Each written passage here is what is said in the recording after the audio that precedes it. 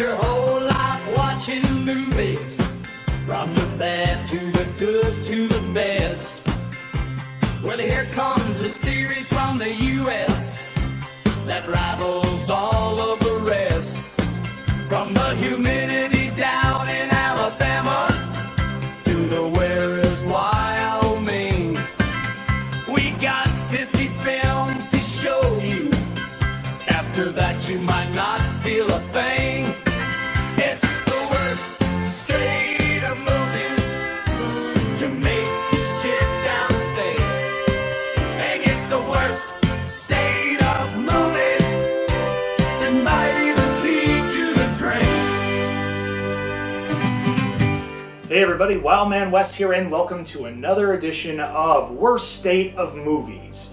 We've got another interesting one for you folks, and let's see what state we go to now.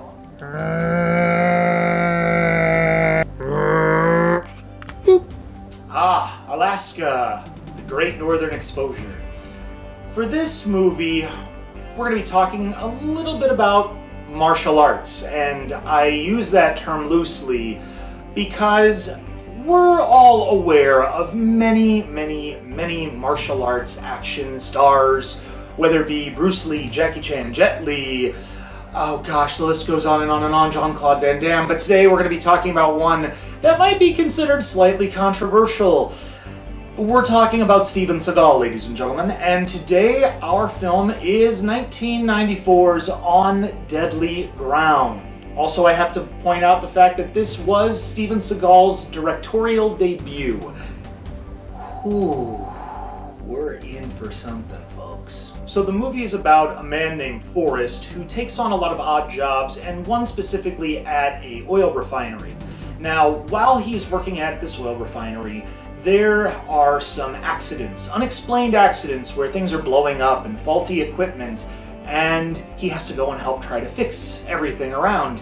And there seems to be a pattern with a lot of oil refineries blowing up, and lo and behold, they are actually planned by the oil tycoon that starts owning all these refineries, played by Michael Caine.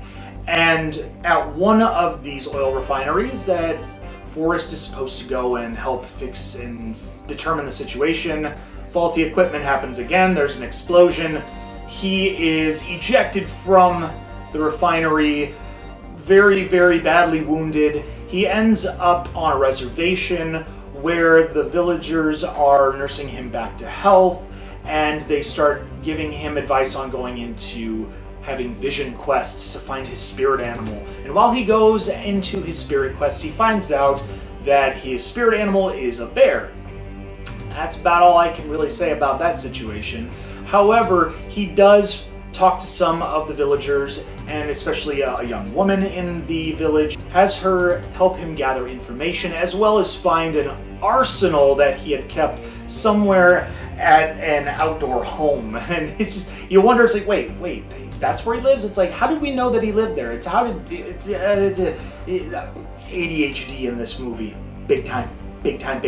Well, after they get the arsenal and also gather some information, he and his friends decide to make all of the people involved in the accidental explosions, air quotes on accidental, by the way, turn against each other. And eventually they do, and Forrest blows up the tycoon's main oil refinery, and he gets revenge. Everybody, oh gosh, man, I tell you,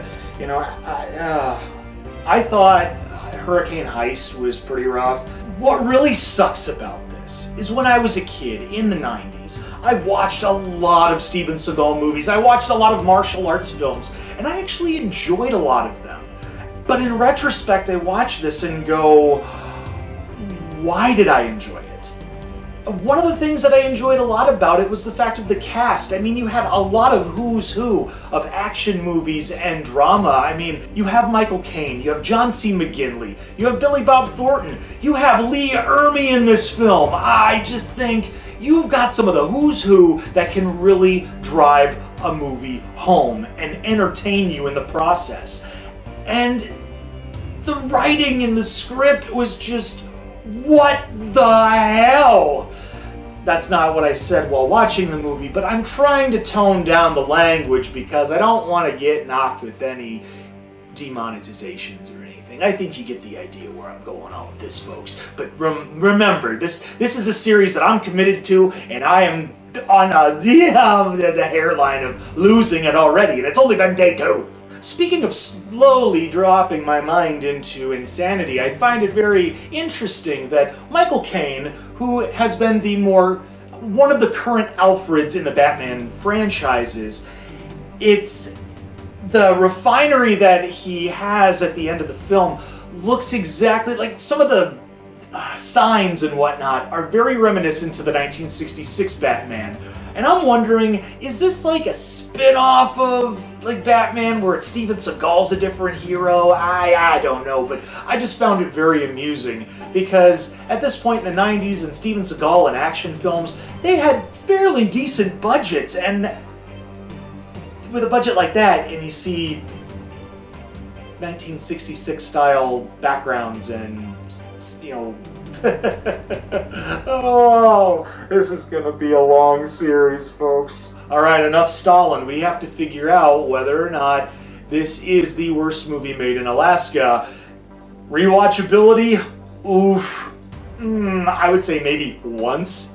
If you ever try to find a way to do things like Riff Tracks does, and they do a lot of things with a lot of these movies. I don't know if I've got the chutzpah for that, but maybe one day. However, in my opinion, rewatchability, absolutely not. And this is definitely, in my opinion, the worst movie ever filmed in the state of Alaska. So, on deadly ground? Well, everybody, we hope you enjoyed this episode on Deadly Ground, for better or worse. If you've seen this movie and you agree with my opinions and thoughts, leave a thumbs up, and if you don't, you can leave a thumbs down too. I totally understand. Not every movie is made for everybody, and that also includes the stinkers. Other than that, make sure you share on social media, push that little red button, and ring the bell for instant updates. Until then, I'm Wild Man Wes, and we will see you next time for another episode of Worst State of Movies. Take care. It's the worst state